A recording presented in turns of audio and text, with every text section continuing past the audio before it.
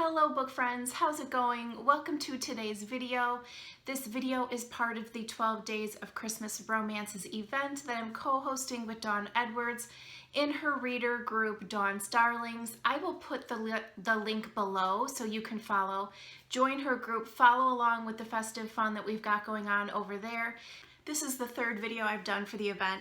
It's been great to read all these Christmas books.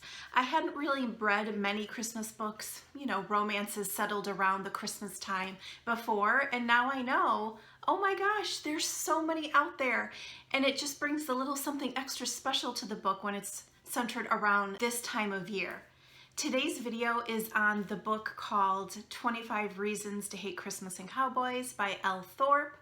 I have not read Elle before, but so in preparing for the video, I went and looked up her other books. Oh my god, her Only You series sounds amazing. I definitely added that to my TBR and I'm looking forward to reading that. Let me know if you have read that in the comments below. This book, oh my gosh. Oh, whoops. There's my iced coffee. Maybe I'll move that. Take a little sip first. Okay, and by the way, this is the gingerbread latte iced latte from Dunkin' Donuts. Not worth the calories. 25 Reasons to Hate Christmas and Cowboys. Oh my gosh, I adored this book. The book is about Johnny and Isabel. Isabel is Australian. She comes to the States to work for a short period of time over the holidays. We find out a little bit later that she wanted to get away from home during this time of year. And by the title of the book, you can tell that there's a reason why she doesn't like Christmas. I always love finding where the title fits in, and we get that in spades in this book. Johnny lives in the town. He's your typical small town boy. I am crushing so hard on Johnny. So sweet, hot, charismatic, fun.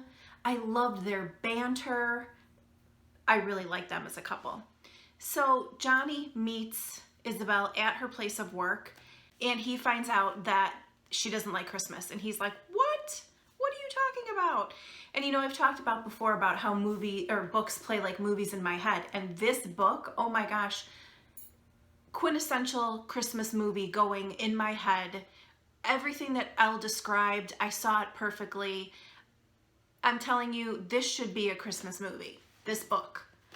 So he finds out that she doesn't like Christmas and he's like, what are you talking about? And she's like, makes a list and she's like, this is why I don't like Christmas.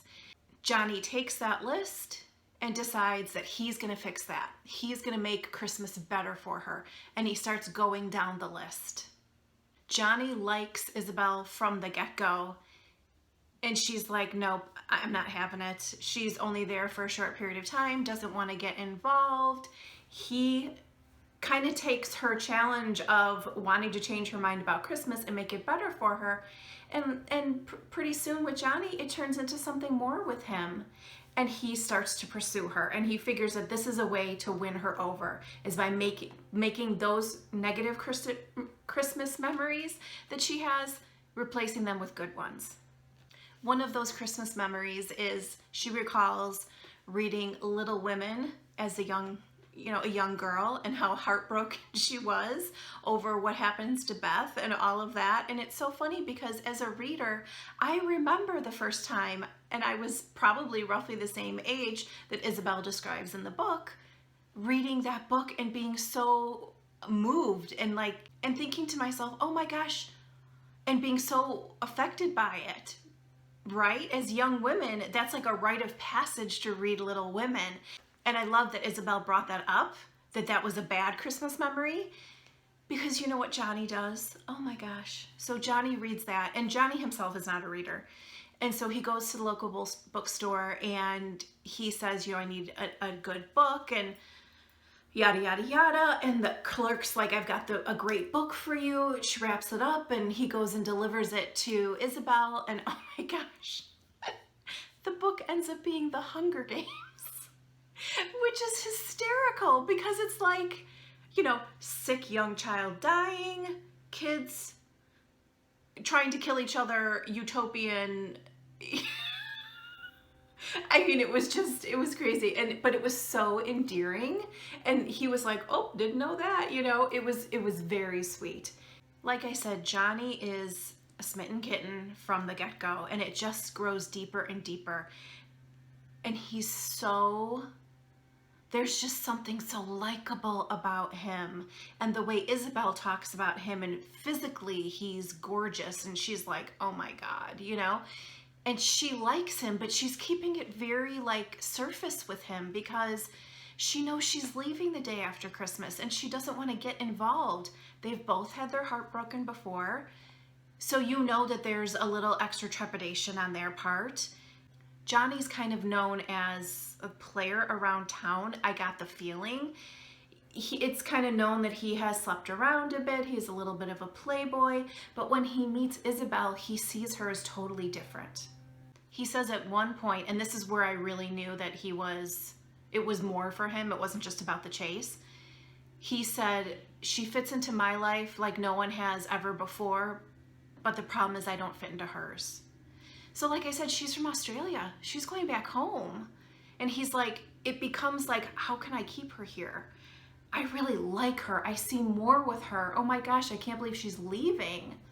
Another thing I really liked that really tugged at my heartstrings was, like I said, they've got great banter and they're super flirty with each other. They have a lot of fun together.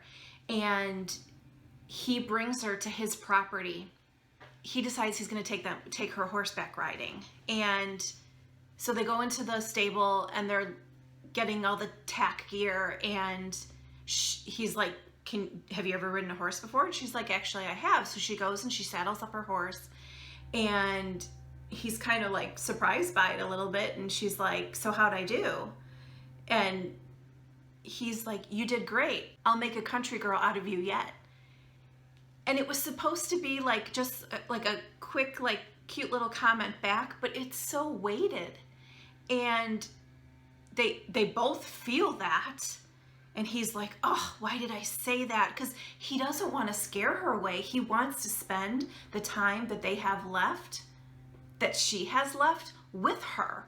And he's trying not to pressure her, but yet he wants to be with her. And so then they continue on their horseback ride, and it's very romantic and picturesque, and it was, oh, I could picture it exactly in my head. But that shows you where he was and how he felt for her. I absolutely loved the last few chapters of this book. I loved the whole book when it came down to it, but I really liked the last few chapters. Something that Johnny says towards the end of this book, and I'm not giving it away completely, and you'll know what I mean when I say this, because I want you to read the book. Johnny said something, and I think it's probably one of my favorite sentences ever. It's so simple, but coming from him,